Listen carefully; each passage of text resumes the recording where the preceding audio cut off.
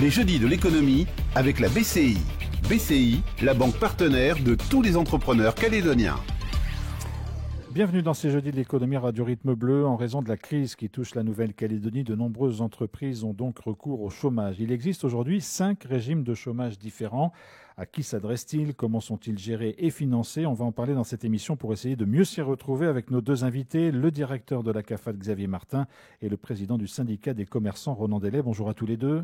Bonjour. Et merci d'avoir accepté notre invitation pour une émission qu'on va essayer de faire le plus pédagogique possible parce que c'est un sujet assez complexe. Xavier Martin, on va commencer avec vous. Je le disais en introduction, il y a aujourd'hui 5 régimes de chômage différents. Alors d'abord, est-ce qu'on peut les nommer, ces 5 régimes de chômage, avant de s'intéresser à chacun d'entre eux dans cette émission? Bien sûr. Il y a 2 régimes historiques qui existaient avant la crise.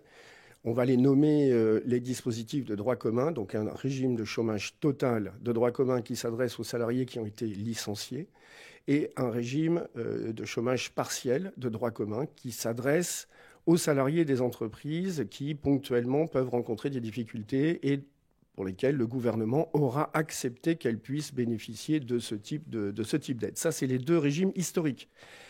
Mais qui sont d'un niveau d'indemnisation qui est assez faible. Et donc là, face à la crise, la Nouvelle-Calédonie a décidé de se doter, alors je dirais face aux crises, puisqu'elle a décidé de se doter de 3 régimes supplémentaires. Un qui était dédié aux salariés ou ex-salariés du secteur du nickel, dans le cadre des problèmes qui étaient annoncés par nos métallurgistes et notamment par Canes dès la fin de l'année 2023. Donc le chômage partiel dit nickel. Et puis enfin, les 2 derniers nés, je dirais, dans le cadre de la crise du 13 mai, le chômage total dit exaction et le chômage partiel dit exaction. Le chômage total exaction s'adresse aux salariés dont les entreprises ont été détruites à plus de 50% et donc qui ont perdu leur travail. Et le chômage partiel exaction qui s'adresse aux salariés de toutes les entreprises qui ont été impactées par la crise du 13 mai. Ronan Delay, dans les retours que vous avez, est-ce que les chefs d'entreprise, les commerçants notamment, sont au courant de tous ces dispositifs? Parce que les choses ont évolué assez rapidement après le 13 mai avec la mise en place de ces différents régimes de chômage. Oui, alors ça fait déjà quelques mois finalement que les exactions ont commencé, donc les entreprises sont au fait. Des organismes comme la CCI, le MEDEF ou différents syndicats patronaux ont orienté leurs adhérents pour justement bien leur faire comprendre les différents mécanismes, parce que c'est vrai que ça peut paraître complexe, 5 régimes différents, c'est important. Maintenant, effectivement, les chefs d'entreprise, c'est toujours un peu la problématique vis-à-vis de ces mécanismes, contrairement à l'époque du Covid où ça allait probablement un peu plus vite. Avance évidemment les fonds, attendre des remboursements qui peuvent tarder, ce qui pose souci. On va bien évidemment en parler dans cette émission. Une autre précision en introduction, Xavier Martin, parce que sur ces 5 régimes, donc il y en a 2 qui sont des régimes historiques, vous l'avez dit. Il y a un chômage total de droit commun auquel a été ajouté un chômage total exaction. Et puis il y a un chômage partiel de droit commun auquel a été ajouté un chômage partiel exaction. Pourquoi y a-t-il fallu rajouter ces régimes spécifiques aux exactions? C'est des questions de remboursement, c'est des questions de taux. Enfin voilà, qu'est-ce qui les différencie des chômages historiques? En fait, principalement, c'est le niveau d'indemnisation que ces 2 régimes vont proposer à leurs bénéficiaires. Pour rappel, le chômage total de droit commun, au maximum, c'est 75% du SMG. Le chômage partiel de droit commun, c'est 70% du SMG. Donc, on est de toute façon, dans tous les cas, quel que soit le niveau de rémunération du salarié qui va en bénéficier, sur un pourcentage du SMG, ce qui peut être très très loin des revenus que la personne pouvait percevoir avant la cessation d'activité. Et donc les 2 régimes exactions ont été conçus pour pouvoir augmenter le niveau d'indemnisation à 75% du salaire brut du salarié, avec un plafonnement du niveau d'indemnisation à 2,5 SMG. Bon, globalement, ça fait, pour quelqu'un qui percevrait plus de 500 000 francs, une indemnisation à quelque chose comme 410 ou 420 000 francs. Donc ça donne des niveaux d'indemnisation notablement plus importants et avec une indemnisation plus proche du salaire d'activité afin de ne pas complètement exploser, je dirais, le pouvoir d'achat des familles. Alors ça, c'est une bonne nouvelle, mais, et vous l'avez déjà un peu dit, Ronan Delay, le problème, c'est que pour ce chômage partiel spécial exaction, alors c'est le cas aussi pour le chômage partiel de droit commun, hein, mais ce sont les entreprises qui doivent avancer les frais et ensuite se faire rembourser. C'est bien ça le mécanisme ? Oui, bien sûr. Et donc, toutes les entreprises en Calédonie quasiment ont été impactées par les émeutes, avec des pertes importantes de chiffre d'affaires. Alors, il y a des critères à respecter pour en bénéficier aujourd'hui. En l'occurrence, au niveau du chiffre d'affaires, c'est 30% de baisse, par exemple. Donc, les entreprises doivent également prouver cette baisse. Le problème, c'est qu'il faut bien payer les employés. Si on ne les paye pas, les rémunère pas, ils ont également des traites, des charges familiales, etc. Donc l'entreprise fait l'avance des fonds, justement, avance les salaires et attend ensuite le remboursement de la part de la CAFAT une fois que la DTE a validé les dossiers. Donc c'est un processus qui est un peu lent. Est-ce que selon vous, il y aurait des choses à améliorer ? On aimerait, nous, et c'est ce que l'on demande du point de vue du MEDEF ou des organisations patronales ou syndicales, c'est que les choses avancent plus vite. Car une des très grosses problématiques pour les chefs d'entreprise et les entreprises en général, c'est la trésorerie. Toutes les entreprises ont dû demander des reports de crédit, d'échéance, ont dû voir avec leurs fournisseurs pour qu'ils décalent des paiements, ont demandé des aides à l'État qui n'étaient en plus pas à la hauteur de ce qui était espéré. Donc devoir rémunérer leurs salariés, évidemment, c'est une chose et c'est capital pour l'économie en Nouvelle-Calédonie et préserver l'emploi. Mais il faut en retour que le remboursement puisse se faire de façon plus rapide. Alors la CAFAT a été obligée de s'adapter très vite à ces différents régimes de chômage mis en place. Ça a été un travail qui a été compliqué en lien évidemment avec le gouvernement et la DTE. Il y aurait peut-être des choses encore à améliorer, Xavier Martin, sur ce que vient d'expliquer Ronan Delay. De notre côté, je pense que sur la phase réception de l'état de remboursement et paiement effectif par la Caisse, on pourra difficilement faire mieux puisqu'on règle 80% de nos dossiers en moins de 7 jours, dès lors qu'on reçoit un état de remboursement exploitable. Voilà, donc il y a certains gros dossiers qui peuvent mettre un peu plus de temps parce qu'il y a des allers-retours pour avoir quelques précisions, mais de notre côté, en fait, pour simplifier, on a déménagé le service chômage, on l'a installé sur une grande surface et on a multiplié par 6 ses effectifs et on a obtenu le résultat escompté, on a simplifié les processus, enfin on a tout mis en œuvre pour faire en sorte que nos délais soient à la hauteur des attentes normales en fait des bénéficiaires de ces prestations. Alors, ce qui rend les choses difficiles, et on en parlait juste avant cette émission, c'est parfois le volume des dossiers à traiter, puisque vous disiez, Ronan Delay, que la DTE, par exemple, va avoir à traiter dans les jours qui viennent quelques 800 dossiers, 800 demandes de chômage. Nous avons eu une confirmation du gouvernement que d'ici la fin de semaine, donc vendredi, 800 dossiers seraient traités et soumis du coup à la CAFAT. Chômage partiel. En chômage partiel pour remboursement. Bon, c'est pas la même chose que si la CAFAT recevait 100 dossiers par semaine et pouvait étaler cela. 800 dossiers d'un coup. Ensuite, la CAFAT, effectivement, fait très bien son travail. Je confirme d'ailleurs que dès lors que le dossier est validé par la DTE, les remboursements sont rapides. Toute la problématique est la validation. Et nous nous posons la question pourquoi traiter 800 dossiers d'un coup alors que nous sommes déjà à la fin des deuxièmes mois, car il y a eu les 3+2, comme on dit, les 3 premiers mois en fait de chômage partiel reconduits pour une durée de 2 mois. Et nous sommes déjà à la fin de cette durée de 2 mois. Là, je vais payer par exemple dans mes entreprises les salaires du mois d'octobre. Je n'ai pas encore la confirmation que mon dossier a été validé. Donc je vais avancer des fonds sans savoir, mine de rien, si ma société va être remboursée de ce qu'elle aura avancé en septembre et en octobre aux employés qui ne pouvaient plus travailler. Donc des grosses incertitudes et des incertitudes lourdes évidemment dans une activité qui en plus en recule d'une façon générale. Nous relançons, pas plus tard que ce matin, je faisais un mail à la DTE pour leur expliquer mon cas et demander à ce que le dossier avance. Et je pense ne pas être le seul dans ce cas-là. Xavier Martin, on va revenir donc sur ces différents régimes de chômage. On va d'abord parler des régimes historiques, puisqu'on va, d'une certaine façon, pardonnez-moi, les évacuer, mais chômage total de droit commun, chômage partiel de droit commun qui existe depuis de longues années. Tout ça est financé. Les volumes, finalement, gérés par la CAFAT n'ont pas explosé avec les émeutes, puisque beaucoup de gens ont recours maintenant au chômage spécial exaction, d'une certaine façon. C'est pas tout à fait exact. Voilà, c'est pour ça que je posais la question. Effectivement, nous avons été très surpris du nombre de l'évolution en fait des volumétries de chômeurs total de droit commun indemnisés. C'est-à-dire qu'on s'est rendu compte qu'un nombre certain, sinon important, d'entreprises n'ont pas pu ou n'ont pas voulu recourir au dispositif de chômage spécifique exaction et donc ont licencié leurs collaborateurs. Contraintes, souvent, sûrement, je ne connais pas dans quelles conditions les décisions ont pu être prises. Pour vous donner un ordre de grandeur, en fait, habituellement, nous, en période normale, nous indemnisons chaque mois 2300, 2500 personnes au chômage total de droit commun. À la fin du mois, nous devrions être à 5500 personnes. Donc on n'a plus que doublé, c'est même 2,5 fois, en fait, le volume de chômeurs que nous indemnisons au titre du chômage total de droit commun. Donc évidemment, pour reprendre le premier terme de votre question, ça pose un petit sujet de financement qu'il a fallu régler. Il est réglé ?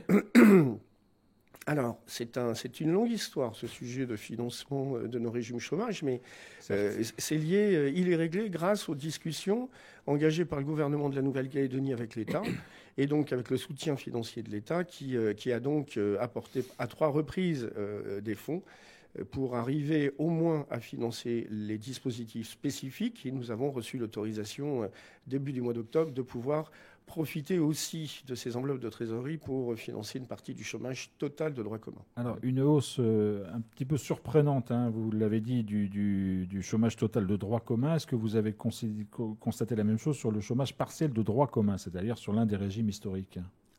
Alors, le chômage partiel de droit commun fonctionne d'une façon particulière. Réglementairement, il est limité dans son usage au niveau de trésorerie disponible par le régime général des salariés, le régime normal de chômage. Or, comme on a épuisé l'intégralité de la trésorerie habituelle du régime très rapidement compte tenu de l'évolution des effectifs, ce dispositif ne peut pas réglementairement aujourd'hui être mis en œuvre, sauf à ce qu'on augmente les ressources du régime chômage ou qu'on modifie les règles, je dirais, d'adhésion au régime de chômage partiel de droit commun. Voilà. Donc là, il y a c'est un peu technique, mais en même temps, voilà. Exactement. Si j'ai la trésorerie, on peut admettre des entreprises au dispositif. Si on n'a pas la trésorerie, on ne peut pas le faire. Alors, Renaud Dellet, est-ce que vous êtes un peu surpris de constater que le chômage total de droit commun a finalement augmenté, parce que ça peut paraître surprenant. Qu'est-ce que ça veut dire ? Ça veut dire que des entreprises ont décidé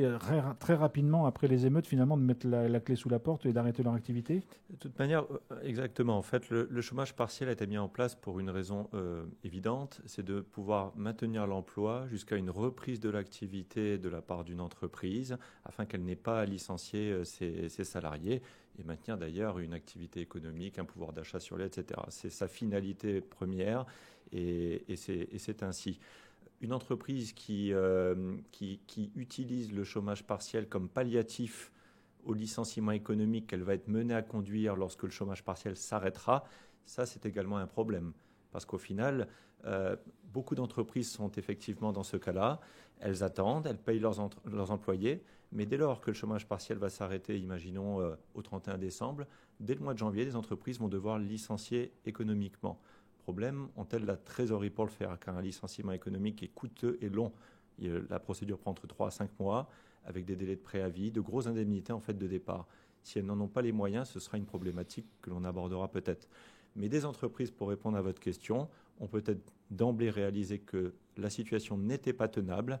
Elles disposaient encore d'une trésorerie suffisante pour licencier économiquement. D'ailleurs, licenciement économique que l'on a essayé de faire évoluer pour des causes d'exaction. Je vous donne un exemple. Un magasin qui aurait été détruit, la possibilité de licencier pour cas de force majeure sans indemnité directe pouvait se faire. Une entreprise qui aurait eu un autre point de vente, par exemple, devait obligatoirement entreprendre une procédure de reclassement. Ça préserve évidemment le salarié, mais l'entreprise est menacée. Xavier Martin ? Oui, je voulais ajouter sur une des raisons de l'évolution très importante du nombre des chômeurs à indemniser au titre du chômage total de droit commun, c'est KNS. KNS, au 31 août, a donc licencié 900 de ses salariés et ne peut pas bénéficier, n'entre pas dans le cadre des conditions posées par les 2 dispositifs dits exaction. Donc les ex-salariés de KNS relèvent du dispositif de chômage total de droit commun. Et si vous me permettez, j'ai un message à passer, c'est que Le dossier de chômage total de droit commun est un dossier, lui aussi, assez complexe à compléter en termes de conditions à remplir, d'heures, de durée d'activité sur une durée donnée, mais également, il y a une première condition qui doit être remplie par le salarié, c'est d'aller s'inscrire au service de l'emploi, donc Cap Emploi en province Nord.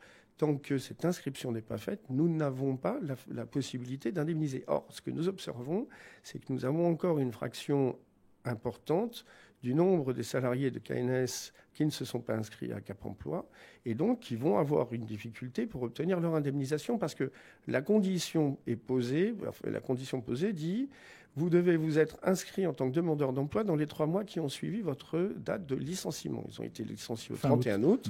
Voilà.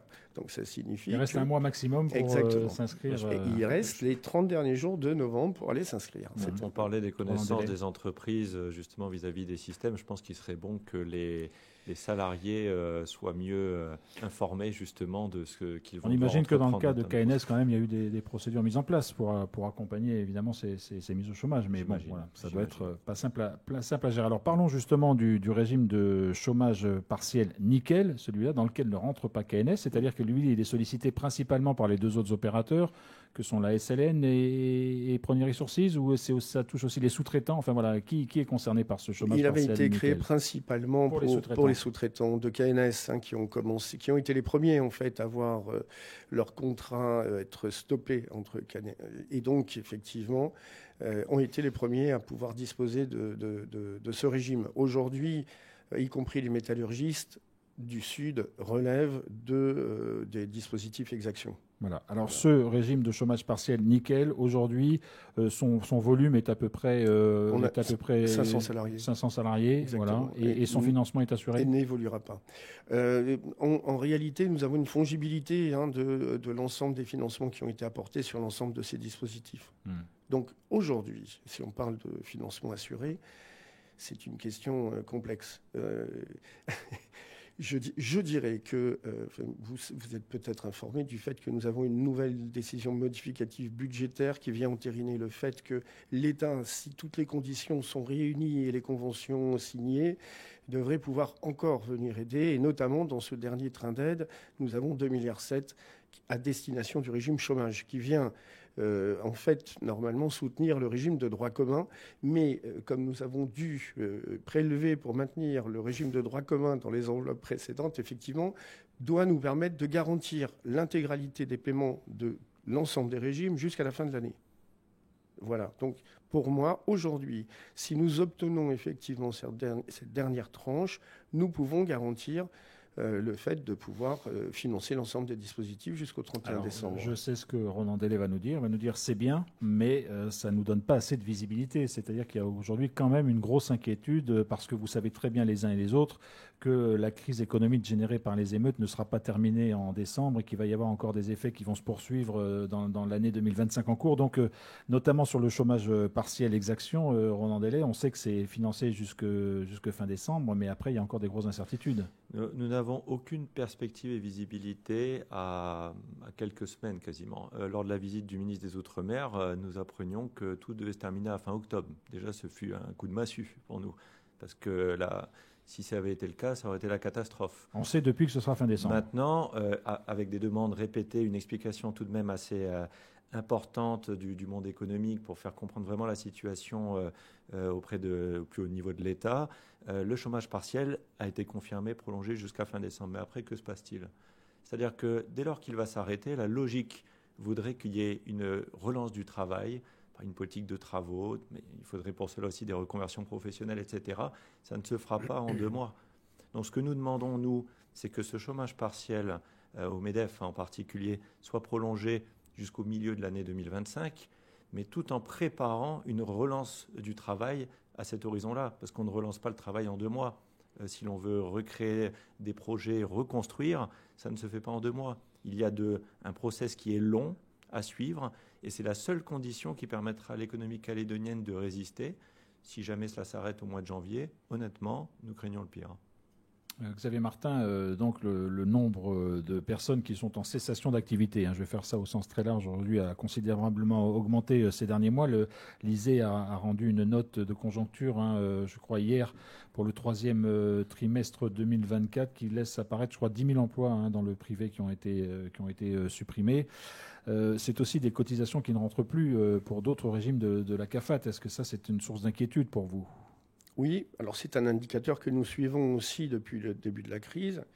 Les estimations que nous avions faites en perte nette de cotisation, nette, parce qu'en fait, il y a beaucoup de dispositifs qui viennent contrebalancer les pertes sèches, notamment de cotisations que nous prélevons sur les indemnités chômage que nous versons. Donc, plus on verse d'indemnités, plus on prélève de cotisations. Nous serions sur un manque de cotisation de l'ordre de 9,5 milliards à 10 milliards pour l'exercice 2024 lié à la crise. Tout régime confondu. Sur ces 10 milliards, globalement, nous avons 45-46% qui concernent le RUAM et puis le reste dispatché sur les autres régimes. Alors, l'autre inquiétude qui est légitime aujourd'hui, c'est que malheureusement, parce qu'il y aura, on le sait, un certain nombre d'activités qui vont s'arrêter, c'est-à-dire que des gens qui vont demander, qui vont avoir droit au chômage total, que ce soit le chômage total de droit commun, comme on l'a dit, que le chômage total exaction. On sait pour l'instant que ce régime de chômage total de droit commun dure 9 mois et qu'après, il n'y a plus rien derrière. Est-ce qu'il y a des réflexions en cours ? Parce qu'en période de crise, on sait que 9 mois pour une activité économique qui va être longue à redémarrer, des emplois qui ne vont pas être créés du jour au lendemain. Est-ce que 9 mois, ça vous semble suffisant, Ronan Delay ? Est-ce que c'est des choses qu'il faudrait revoir et est-ce qu'on a les moyens de revoir ces choses-là ? Non, mais ça nous semble effectivement un délai trop court.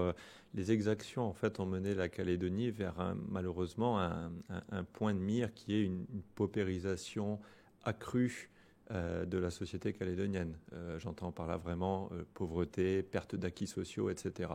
Donc tout cela nous a mené là et en fait j'aurais vraiment tendance à dire que malheureusement nous ne sommes pas dans le dur encore de la situation. Ça il faut en avoir conscience, se voiler la face, à dire que les choses vont bien se passer, qu'on met des pansements sur une jambe de bois. Donc maintenant en fait il faut des réformes d'ampleur rapide. Le gouvernement a proposé son plan, maintenant il faut le mettre en action avec des chiffres concrets. Parce que je n'ai pas vu vraiment ce plan vraiment étayé par des chiffres vraiment clairs et précis de ce qui allait se passer pour la Nouvelle-Calédonie. Et il faut parler de relance, effectivement. Mais la relance pourra se faire également à deux conditions. Un accord politique que l'on ne voit pas venir. Et deux, évidemment, la possibilité de faire revenir des investisseurs et de les rassurer par le biais des assurances, etc. Et d'avoir un avenir institutionnel qui est très clair à long terme. Xavier Martin, au vu de la situation que connaît la Nouvelle-Calédonie, on comprend bien que la CAFAT gère un certain nombre d'urgences aujourd'hui et qu'elle fait face. D'ailleurs, je crois que tout le monde salue aujourd'hui le rôle de la CAFAT, ce qui n'était pas encore le cas il y a quelques mois, voire quelques années. Mais bon, on ne va pas revenir sur ce débat. Ceci dit, vous êtes amené à gérer des urgences, c'est un gros travail. Est-ce que vous avez aussi la possibilité de regarder un peu plus loin, de faire des propositions éventuellement pour voir comment justement sur le long terme des choses pourraient être améliorées en fonction de la situation actuelle ? Exactement. En fait, nous nous sommes structurés pour pouvoir répondre. Depuis la crise Covid nous a amené à beaucoup d'enseignements, et y compris sur ce à quoi nous n'avions pas été totalement en mesure de répondre à l'époque. Et donc, on a fait ce qu'il fallait pour, sans savoir, sans prévoir la crise évidemment dramatique que nous traversons. Et donc, aujourd'hui, nous sommes en mesure d'abord de suivre l'intégralité de nos indicateurs au jour le jour et avec un niveau de précision je dirais... quasi parfait. C'est génial. Enfin, non, mais piloter une structure qui est capable de répondre de cette façon-là, sincèrement, c'est quand même beaucoup plus confortable. Et donc, oui, nous nous projetons. Donc, on essaie d'anticiper sur les questions qui vont nous être posées, notamment sur le travail des profils de sortie.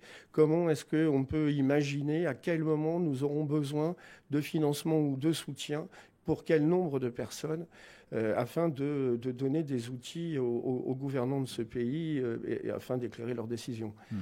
Chose qui n'est pas facile à faire. Oui. Chose qui n'est pas facile à faire parce que même pour un un chef d'entreprise qui doit passer des commandes, anticiper, il n'a aucune idée de ce que sera le marché calédonien dans 3 mois, en termes de nombre déjà, combien de départs, nous n'avons pas ces chiffres, et en termes d'employabilité justement et de pouvoir d'achat pour les Calédoniens, c'est flou total. C'est toujours la difficulté entre la gestion d'une crise et ses effets immédiats et puis la possibilité ou non de se projeter un peu plus loin pour les chefs d'entreprise, puisqu'on sait que voilà, les activités ne se font pas du jour au lendemain. Ouais, on ne sait pas jusqu'où va aller l'effet domino. Merci beaucoup à tous les deux en tout cas d'être venus dans cette émission pour nous expliquer un petit peu les régimes, d'abord, nous expliquer les mesures qui existent au niveau des différents régimes de chômage. Et puis, c'était évidemment un sujet sur lequel nous aurons l'occasion de revenir avec des annonces qui devraient être faites, évidemment, qui sont attendues encore pour les mois qui viennent. Merci beaucoup à tous les deux. Cette émission sera disponible, évidemment, comme chaque semaine, en réécoute sur notre site internet dans quelques instants. Merci, Jean.